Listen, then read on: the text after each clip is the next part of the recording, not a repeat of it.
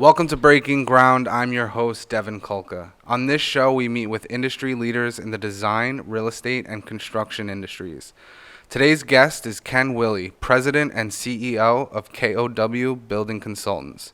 Ken's company works with financial institutions in the environmental, sustainability, and building construction services. Really excited to have Ken on today.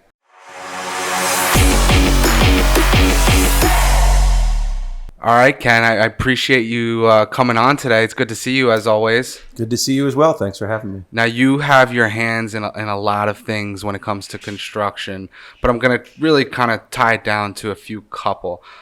We were talking earlier, and a lot of people are talking construction costs right now, and they're all over the place. I know you've been doing some data research. What have you been seeing these days? How long do you have? It's the number one question we're getting from the lending institutions, the banks, the tax credit syndicators, etc. I'm actually doing a webinar tomorrow for a very large, well-known bank, and I mentioned that to two other banks. They booked it as well. So what's happening with construction pricing? So really simply, very high volatility. Everything's been all over the map the last couple of years. The most part of what we're looking at is how much things have gone up. Lumber's up. Lumber's down 40% from its peak over the last year and a half, but up 239% regardless.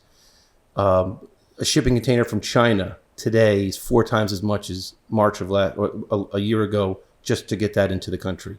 There are so many implications, and it's not one thing, it's a number of things. We slowed a lot of things down from a supply chain standpoint for a lot of our construction hard goods. Since COVID started, now they've just been turned on steroids, and they weren't ready. Warehouses weren't ready. Suppliers weren't ready. There's a resin shortage in the country. There's just so many pieces that have impacted this. But at the end of the day, we have not been able to keep up with the supply. And what you're seeing it manifest itself to is increased pricing, and just as damaging, from the construction site, increased timetables to get materials to the site. And I feel like it's not even close to over, because we're having this backup in the ports right now. We see the price increases in the ports. Once these things get across, the trucking industry is going to be backed up as well. 100%. So from a macro standpoint, you could look at this everywhere from the raw goods all the way to it's at your big box Home Depot store, the construction site, and everything is fairly impacted. I just read yesterday the Port of Los Angeles had the busiest month ever last month. So the entire supply chain has been impacted. What does that mean for us? Well, one of the things it means is when we look at jobs and we look at pricing for construction for the bank or the lending institution, the big question is, how are the buyouts going? What are your subs saying? Not that long ago, a plumber would give you a cost for 6 months or 90 days. I'm seeing jobs lately that they're giving it for 5 days. That means if you don't sign and give them a deposit within 1 week, they won't honor the price necessarily. Which isn't going to happen. Nobody's signing and giving that deposit. So you can imagine the stress it's putting on everything. I mean, if there's a silver lining, lumber has come down. It's normalized a little. I'm seeing that they think that supply chain wise, we should see some normalization next year, 2022, but they're already talking about an impact to the holiday season this year from goods and services, especially getting merchandise and retail already. Here we are, it's not even July, and we're already talking about year end. People keep talking about like inflation coming. Is it here already? Is this part of it? It's here. It's part of it. I mean, there's a lot of people that are smarter than I am from an economic standpoint that'll tell you where that sits. I'm just a simple civil engineer, but it's certainly out there in everything we do. Not to mention, I remember a few years ago, for example, when it was a fairly normal industry pre-COVID. Remember that one summer we had maybe 3 or 4 summers ago where gasoline spiked? Yeah. That impacted everything because everything has to be shipped. You're seeing that on top of all these other costs. So I think inflation's here to stay. Whether it normalizes back to a normal 3, 4, 5%, your guess is as good as mine. I guess probably the best case scenario would be maybe survive this year from a balancing your checkbook standpoint, and then maybe next year we get some normalcy. So as you said, you work with banks all the time for bank inspections, and you're kind of like their guide to say, okay, yes, we can build this at this cost, or no, pre-con. What happens now when a developer comes back to the bank and says, I thought this was going to be a $50 million project. The world is turned upside down. It's now $75 million. How does a bank look at that? How do they evaluate that? How do they move forward or back off? So that's the best question to ask, because the little bumps you're expected to endure as a GC, a CM, or an owner's rep and a developer, the little bumps, the little buyout issues, etc. Now, you could have change orders. If you're building a building and Con Ed says at the 11th hour, or at least into the project, hey, we don't want to bring the electric service from the front. We're going to bring it in the side. Con Ed would never do that. Sorry, Con Ed. That's a change order. It's a rightful change order. So what happens now when you come back and say, my materials went up 50% for structural steel, mesh, rebar?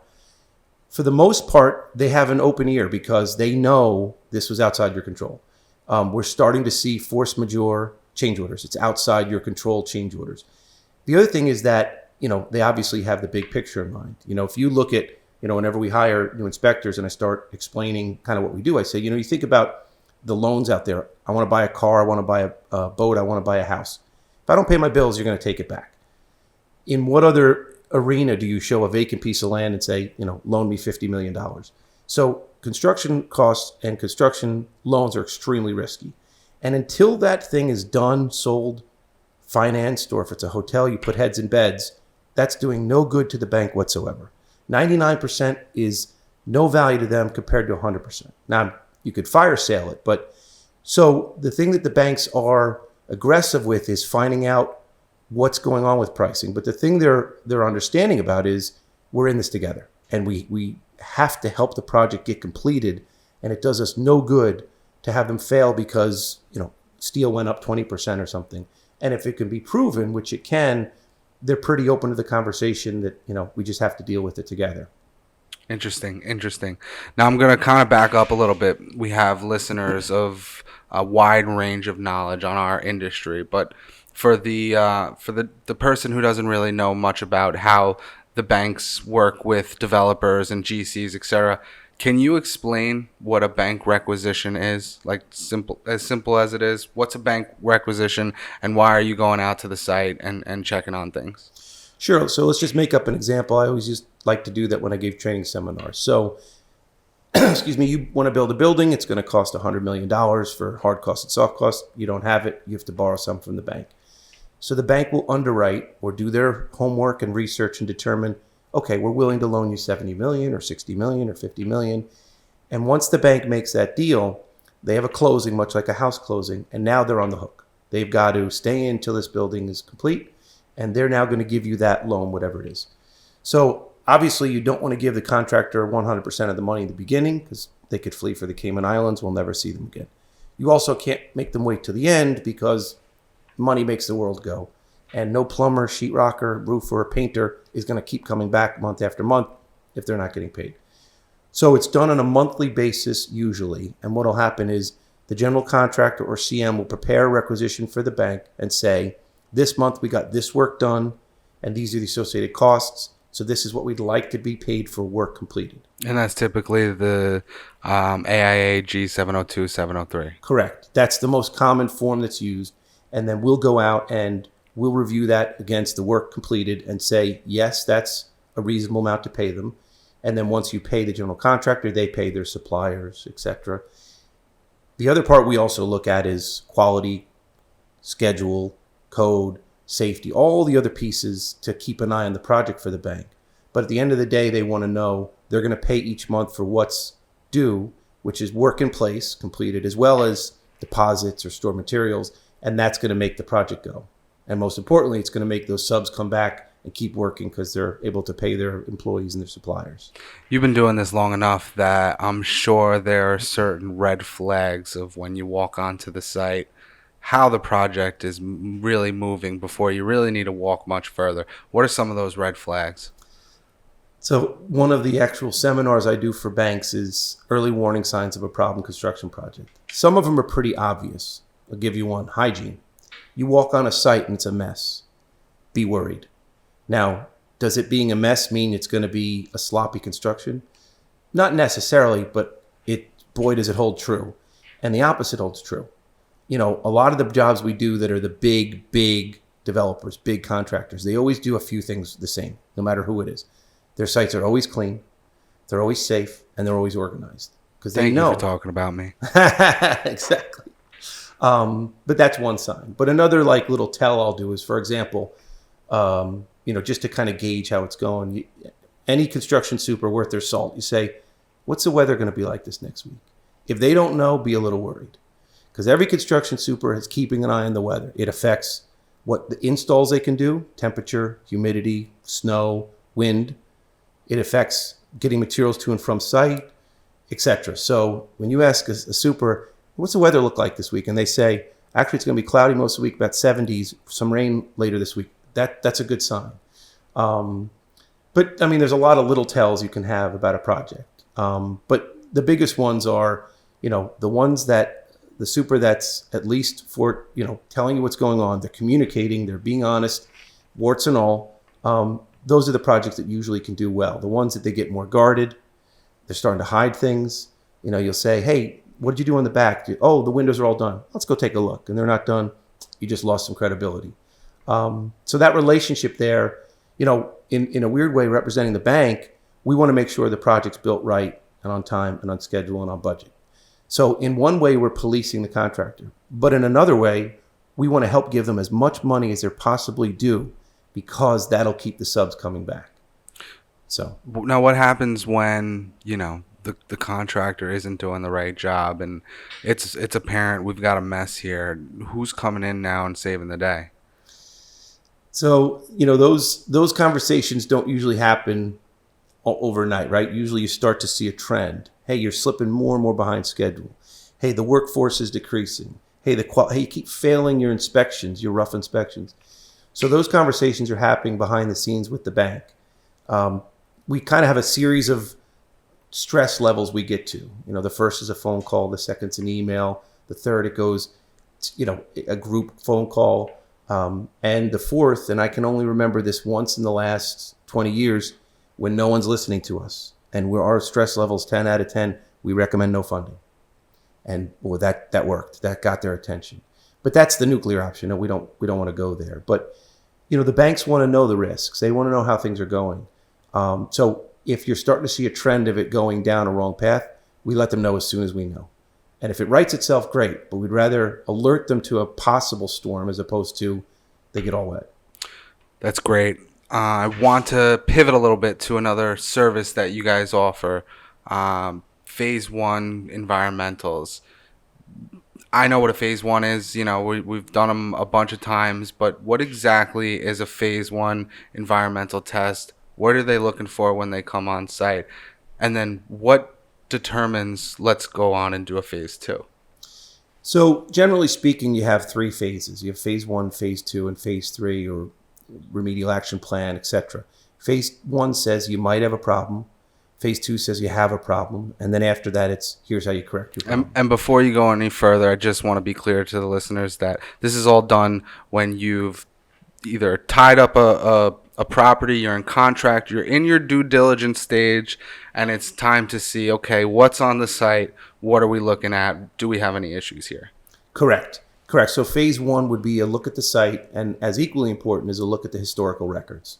You might look at the records and see that in the 80s there was a gas station next door, and it's uphill, and we believe that they had or we find records that there was a spill, and it wasn't closed properly, and it may have had some impact on our site. Those sorts of things. The Phase 1 says you might have a problem. The bank, the user, whoever is looking at our Phase 1 report as well as some other reports and says, okay, we're not satisfied to move ahead until we find out if we do have a problem. That's when you do Phase 2. So Phase 2 would be to test asbestos, lead-based paint, if you wanted mold, and then your petroleum products would be a tank, soil, water, air, to determine the lab says that we do have a problem, and then the next step would be, how do we correct it?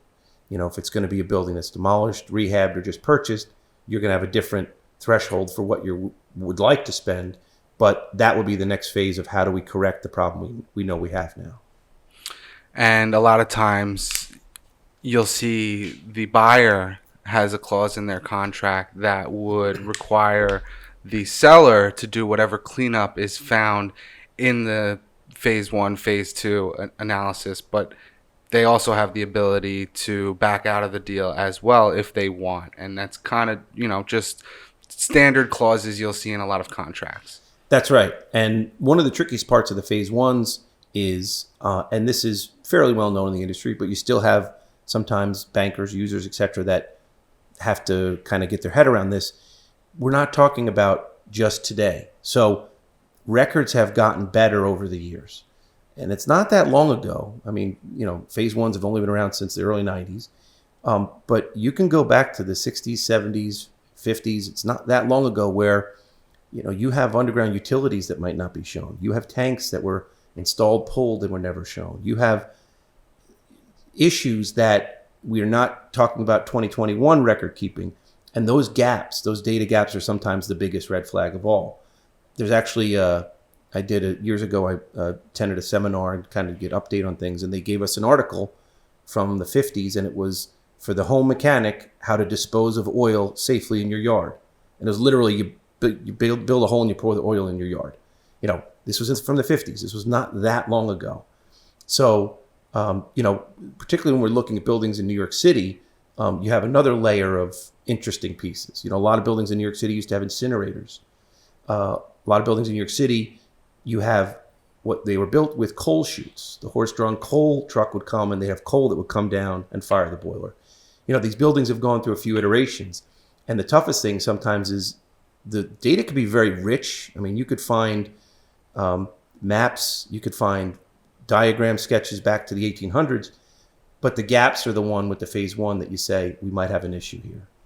That's great. So last topic I really want to touch on is something that's really discussed these days. That's, building and sustainability in the construction world.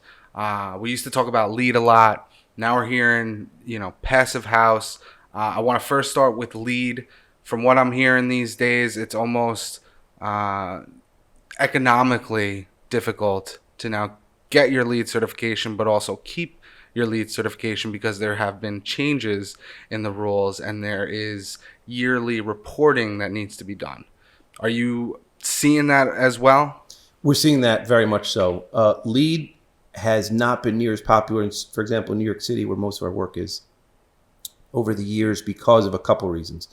Number one, you don't really get the benefit of, for example, if you're building an affordable housing, you need to build to enterprise green communities. So you're getting a benefit of tax credit program, et cetera, by building to enterprise green communities. For LEED, for the most part, there was no direct benefit. Number two, it would be based a lot of it on how much better are you doing than code. Well, New York City code, up until recently, it didn't have an energy code. Now it has an energy code, but it still had a pretty aggressive code. So by building to New York City code, you weren't even that motivated to be that much greater from an energy standpoint because New York City was far ahead of the national average as far as energy efficiency. The other thing is it was costly. It's very costly to be certified as a building and to keep certified. So I think you've seen it wane because of things that have taken its place. Passive house, we've done a number of passive house projects. We just did one that was completed not that long ago in Midtown Manhattan, 26-story building. And that's the concept of a passive house, to be very kind of blunt about it, is build an absolutely tight as possible structure as you can. Don't let any energy in or out or any heat in or out. And then you have very minimal heating cooling systems. And then you control air exchange from a health standpoint. It's kind of the concept of passive house. I know passive house people are probably listening going, no, you missed a lot of points, but that's kind of the concept of it. And what's interesting is, we've done projects in, say, Buffalo, and you want to see good insulators, go to Buffalo. They know how to insulate buildings. They don't really have a choice. They've got a frost line of 40 inches or something like that. So we've caught up to how well we can do by how well we can do. The tighter we build these walls, ceilings, and structures, the better we can control our heating, cooling costs, and then our flow of air for health purposes. And that's where I think passive house has done well to fill that void from LEED. And passive house, it's obviously more expensive way to build. What are the benefits of it? So it's aside from the sustainability. Yeah. So it is much more expensive to build historically. At some point about 8 years ago, I think it was 45% more expensive. I think now it's 10 to 15% more expensive. So it's come down considerably. Not talking about materials over the last, say, 6 months, but it's come down considerably. But you're going to save a bundle on your heating and cooling costs. Con Ed, you're paying 25 cents a kilowatt hour or something. You could save a bundle of money by reducing your energy costs. New York City is really pushing to move from gas to electrification of all of our heating and cooling systems. In fact, one of the new requirements in New York City is any new building above a certain threshold, you have to do solar panel or green roof 100%. Wow. So the push is there and the savings is there. And I think that's where they're starting to win over cynics that say, well, I don't know all this green stuff. And then they say, well, how much can I save? So the energy savings is proving its worth there. And, I don't care from an energy efficiency standpoint. There's different reasons you take a seat at the table. And if it's for saving the planet, I'm good with that. If it's because you want to save money, there's still a seat at the table for you. Ken Wille, CEO and President of KOW Building Consultants, thank you very much for coming on. Always a pleasure to see you. Thank you for having me, bud. I appreciate that. Thank you. Thank you.